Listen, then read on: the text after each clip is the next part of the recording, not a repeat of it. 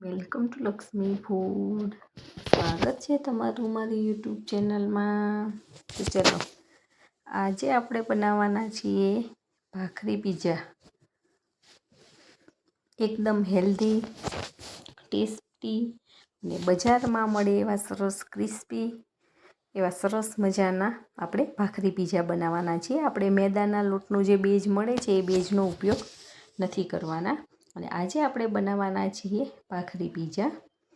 મેદાના base કરતાં આપણે જો ભાખરી ઉપર બનાવશું તો બાળકો ખાશે તો પણ વાંધો નહીં આવે ને એકદમ હેલ્ધી પીઝા બનીને તૈયાર થાય છે. ઘણી વખત વડીલોને એ બેઝ નથી ભાવતો હોય તો પણ ભાખરી ઉપર જો તમે આ પીઝા બનાવશો તો એ લોકો પણ હોંશે હોંશે ખાઈ લે છે. એટલા માટે મેં આજે ભાખરી પીઝા બનાવેલા છે.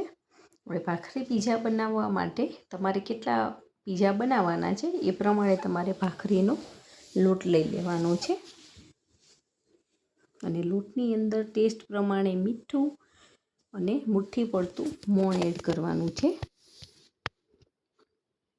ભાખરીમાં આપણે જનરલી મુઠ્ઠી પડતું જ મોણ નાખીએ છીએ જેથી કરીને આપણી ભાખરી પોચી અને એકદમ સરસ બને. અને આ ભાખરી પણ આપણે એકદમ પોચી જ બનાવીને તૈયાર કરવાની છે.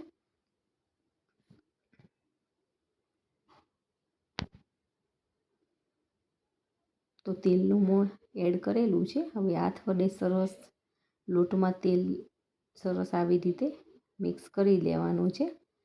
અને તમે જોઈ શકો છો બધો જ લોટ આપણો તેલથી સરસ આવી રીતે મોઈ દીધેલો છે. હવે મુઠ્ઠી ભરીને જોવાનું, મુઠ્ઠીમાં એકદમ સરસ લોટ આપણો આવી રીતે થઈ જતો હોય તેને મુઠ્ઠી પડતું મોણ કહેવામાં આવે છે.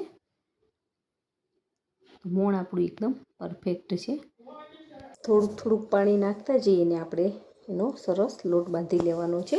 મીડિયમ થીક એવો લોટ બાંધવાનો છે. એકદમ કડક પણ નથી બાંધવાનો અને એકદમ ઢીલો પણ નથી બાંધવાનો. મીડિયમ થીક લોટ બાંધી અને આપણે તૈયાર કરી લઈશું. અને જો તમે મારી ચેનલમાં નવા હોય અને હજી સુધી ચેનલને સબસ્ક્રાઈબ ના કરી હોય તો ફટાફટ સબસ્ક્રાઈબ કરી દેજો અને બાજુમાં આપેલા બેલ આઇકોનને પ્રેસ કરી દેજો જેથી કરીને આવનાર તમામ નવી રેસીપીના વિડીયો ફટાફટ તમારી સુધી પહોંચી જાય. અને મારી વિડીયો પસંદ આવે તો વિડીયોને લાઈક કરજો અને તમારા ગ્રુપમાં ચોક્કસથી શેર કરજો.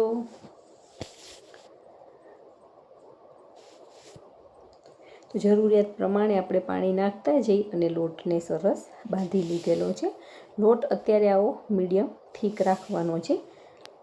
હજી આપણે આને 15થી 20 મિનિટ સુધી રેસ્ટ કરવા માટે મૂકવાનો છે. એટલે હજી પણ થોડો કઠણ આપણો લોટ થઈ જશે. ભાખરીનો લોટ થોડોક જાડો હોય એટલે આપણે બાંધીને રાખીએ પછી થોડુંક એમાંથી પાણી એબ્ઝોર્વ થઈ અને લોટ થોડો કઠણ થઈ જતો હોય છે. એટલે એ પ્રમાણે જ આપણે બાંધી લેવાનો છે. હવે લોટ આપણો થોડોક રેસ્ટ થાય ત્યાં સુધી આપણે ચટણી બનાવી લેવાની છે. તો ટોમેટો કેચઅપ, 2 ચમચી શેજવાન ચટણી અને 2 ચમચી જેવી મેયોનીઝ લીધેલી છે, વ્હાઈટ મેયોનીઝ. આ 3 વસ્તુને મિક્સ કરી અને આપણે એક સિક્રેટ ચટણી બનાવી લેવાની છે. આમાંથી તમને ટેસ્ટ જેનો વધારે પસંદ હોય એ પ્રમાણે તમે વધારે કે ઓછું કરી શકો છો. બાકી તો 3 વસ્તુ સરખા પ્રમાણમાં જ લઈ લેવાની છે અને બરાબર મિક્સ કરી અને એની ચટણી બનાવી લેવાની છે. હવે આપણે બધા વેજીટેબલ્સ લઈ લેવાના છે. તો અમેરિકન મકાઈને બાફીને લીધેલી છે, કેપ્સિકમ, ગ્રીન કલરનું કેપ્સિકમના આવી રીતે લાંબી સ્લાઈસ, ડુંગળી અને ટામેટાં 3 વસ્તુની મેં લાંબી સ્લાઈસ કરી લીધેલી છે. અને જે તીખું મરચું આવે એની એકદમ આવી પતલી ગોળ કટિંગ કરી લીધેલી છે. આ બધી જ વસ્તુનો ઉપયોગ કરી અને આપણે સરસ મજાના પીઝા બનાવી લેવાના છે. મકાઈને બાફીને લો તો પણ ચાલે અને ના બાફેલી હોય ને એમ લો તો પણ ચાલે, કેમ કે આપણે હજી ઓવનમાં કે તવીમાં જેમાં ગરમ કરશું એમાં થોડીક બફાઈ જતી હોય છે. પણ મેં બોઇલ કરીને જ લીધેલી છે. હવે ભાખરીનો લોટ સરસ ફર્મેન્ટેશન થઈ ગયો છે અને એને એક વખત સરસ મસળી લેવાનો છે. પછી એની અંદરથી આપણે એક સરખા પ્રમાણમાં લુવા બનાવી લઈશું. અને ભાખરી આપણે મીડિયમ થીક અને બહુ મોટી નથી બનાવવાની, મીડિયમ જ બનાવી લેવાની છે. અતિશય મોટી બનાવવાની જરૂર નથી. તો બધી જ ભાખરીને આપણે આવી રીતે વણી લેવાની છે. અને કાંટા ચમચી વડે હું એને આવી રીતે વચમાં કાણા પાડી દઉં છું જેથી કરીને આપણી ભાખરી એકદમ ક્રિસ્પી અને અંદરથી પણ સરસ શેકાઈ જાય એવી બને એટલા માટે. હવે એક નોનસ્ટિક તવી લઈ લીધેલી છે, એને મેં ગરમ કરવા માટે રાખી દીધેલી છે. તવી ગરમ થાય પછી આપણે ભાખરીને તવીની અંદર મૂકી દેવાની છે અને બંને બાજુથી સરસ આપણે એને શેકી લેવાની છે. હું તમને બતાવું છું કેવી શેકવાની છે.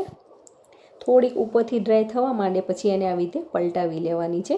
તો તમે જોઈ શકો છો નીચેથી થોડોક ગોલ્ડન બ્રાઉન કલર આવી ગયેલો છે. હવે ભાખરી દબાવવાનું આપણે જે પણ તમે યુઝ કરતા હોય ભાખરી દબાવવા માટે, એનાથી આપણે ભાખરીને થોડીક પ્રેસ કરતા જઈ અને થોડી ગોલ્ડન બ્રાઉન કલરની પાછળ ગળ પડે એવી અને ક્રિસ્પી થાય ત્યાં સુધી આપણે આવી રીતે એકદમ હળવા હાથે પ્રેસ કરતું જવાનું છે અને ભાખરીને સરસ શેકી લેવાની છે. એક સાઈડનું પડ છે એને આપણે એકદમ કમ્પ્લીટ શેકી લેવાનું છે અને એક સાઈડનું પડ છે એને 50% જ આપણે શેકવાનું છે, કેમ કે નીચેની સાઈડ હજી આપણે પીઝાને ગરમ કરવા માટે મૂકીશું એટલે જેટલું બાકી હશે એટલું પડ શેકાઈ જશે. તો તમે જોઈ શકો છો બધી જ ભાખરી આપણે એક સરખા પ્રમાણમાં આવી રીતે વણી અને શેકી અને લઈ લીધેલી છે. હવે ફાઇનલી આપણે પીઝા બનાવવા માટે ભાખરી, બધા વેજીટેબલ્સ, જે ચટણી બનાવી હતી એ, અને હવે આપણે ઓરેગાનો, રેડ ચીલી ફ્લેક્સ અને એક આપણે મસાલો બનાવીને તૈયાર કરેલો છે, જેની અંદર મેં ચાટ મસાલો, સંચળ પાવડર, શેકેલા જીરાનો પાવડર અને લાલ મરચું પાવડર એનો મેં આ મસાલો બનાવીને તૈયાર કરેલો છે. હવે આપણે અહીંયા મોઝરેલા ચીઝનો ઉપયોગ કરવાના છીએ અને જે આવી રીતે ટુકડામાં આવે છે ચીઝ, બંને ચીઝનો આપણે ઉપયોગ કરવાનો છે. બટર મેં અમૂલનું લીધેલું છે અને પનીરના પણ આવા લાંબા ટુકડા કરી લીધેલા છે. આ બધી જ વસ્તુનો ઉપયોગ કરી અને એકદમ બેસ્ટ આપણે પીઝા બનાવી લેવાના છે. તો નોનસ્ટિક તવીને આપણે ગરમ કરવા માટે મૂકી દેવાની છે. ત્યાં સુધી આપણે ભાખરીનો બેઝ લઈ અને એની ઉપર બધા જ વેજીટેબલ્સને બધું ગોઠવી લઈશું. ત્યાં સુધી આપણો તવો પણ સરસ ગરમ થઈ જશે. હવે સૌથી પહેલાં આપણે જે કાણા પાડેલા છે એ ભાગ ઉપર રાખવાનો છે. એકદમ સરસ આપણે કડક શેકી લીધેલો છે એ ભાગને ઉપર રાખીશું અને 50% શેકેલો ભાગ છે એને નીચે રાખવાનો છે, નીચેની સાઈડ તળિયામાં આવવો જોઈએ. હવે આપણે જે પેસ્ટ બનાવીને રાખેલી હતી મેયોનીઝ, શેજવાન ચટણી અને સોસની, એને આપણે ભાખરી ઉપર સરસ લગાવી દેવાની છે, આવી રીતે સ્પ્રેડ કરી લેવાની છે. તમને આનો કેટલા પ્રમાણમાં ટેસ્ટ ભાવે છે એ પ્રમાણે તમે વધારે કે ઓછી કરી શકો છો, પણ આપણે મીડિયમ થીક એવું લેયર બનાવવાનું છે, નહીં તો વધારે પડતો ચટણીનો ટેસ્ટ આવશે તો ખાવાની મજા નહીં આવે. હવે ચીઝ પણ મેં ટુકડામાં લીધેલું હતું એને ખમણી લીધું છે. બધી જ બાજુથી સરખા પ્રમાણમાં આવે એ રીતે એકદમ ધીરે આપણે નાની ખમણી વડે સરસ ચીઝને ખમણી લેવાનું છે. આ પીઝા ખાવામાં એકદમ ટેસ્ટી બને છે અને એકદમ હેલ્ધી પીઝા બનીને તૈયાર થાય છે અને ફટાફટ બની જતી જો કોઈ વસ્તુ હોય તો આ પીઝા છે, કેમ કે આનો બેઝ કેવું બનાવવામાં વાર નથી લાગતી અને ભાખરી ફટાફટ રેડી કરી અને આપણે પીઝાને બનાવી શકીએ છીએ. અને બાળકોને જો તમે આવા પીઝા ખવડાવશો તો એકદમ હેલ્ધી ગણાશે, જંક ફૂડમાં નહીં આવે એટલા બધા. તો તમારે હંમેશા આ ટાઈપના પીઝા બનાવવાનો આગ્રહ રાખવાનો છે. હવે જે લાંબી સ્લાઇઝમાં આપણે કેપ્સિકમના ટુકડા કરેલા જ એને આવી રીતે ગોઠવી લેવાના છે. વચ્ચે થોડીક ગેપ રાખવાની છે એના માટે કે હજી બીજા વેજીટેબલ્સ બાજુમાં ગોઠવવા થાય એટલા માટે. હવે ટામેટાની પણ આવી રીતે લાંબી સ્લાઇસ કરી હતી એને ગોઠવી લીધેલી છે.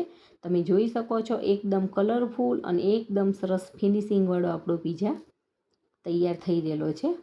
હવે ડુંગળીની પણ આપણે લાંબી સ્લાઇસ કરી હતી અને વચ્ચેથી આવી રીતે ગોઠવી લેવાની છે. બધી જગ્યાથી અને બધા જ સાઈડમાંથી સરખો ટેસ્ટ આવે એના માટે આપણે આવી રીતે એકદમ સરસ રીતે ગોઠવીને તૈયાર કરીએ છીએ. જો આવી રીતે પીઝા બનાવીને તમે બાળકોને ખવડાવશો અને તમે ખાશો તો આ પીઝાના તમે દીવાના બની જવાના છો અને એક વખત બનાવીને ખાશો તો તમને વારે બનાવીને ખાવાની ઈચ્છા થશે. એવા સરસ મજાના પીઝા આપણા બનીને તૈયાર થાય છે. હવે ઉપરથી હું અમેરિકન મકાઈને પણ આવી રીતે છૂટી જગ્યાએ આવી રીતે રાખી લઉં છું. એનો પણ આની અંદર ટેસ્ટ બહુ જ સારો આવે છે. વેજીટેબલ્સ આ બધા જરૂરી છે એડ કરવા, પણ જો કોઈ તમને આમાંથી ના પસંદ હોય તો તમે સ્કીપ પણ કરી શકો છો. અને હજી રેડ કલરના, યલો કલરના કેપ્સિકમ પણ બજારમાં મળતા હોય છે. જો એ અવેલેબલ હોય તો એનો પણ તમે આમાં ઉપયોગ કરી શકો છો. અને લાસ્ટમાં આપણે પનીરના જે આવા લાંબી સ્લાઇઝમાં ટુકડા કરેલા છે એ પનીરને પણ ગોઠવી લીધેલું છે. તો તમે જોઈ શકો છો એકદમ સરસ મજાનો આપણો પીઝા તૈયાર થયેલો છે. હવે એની ઉપરથી આપણે થોડોક જે મસાલો મેં તમને કીધું બતાવ્યો તો એ મસાલો છાંટી દેવાનો છે.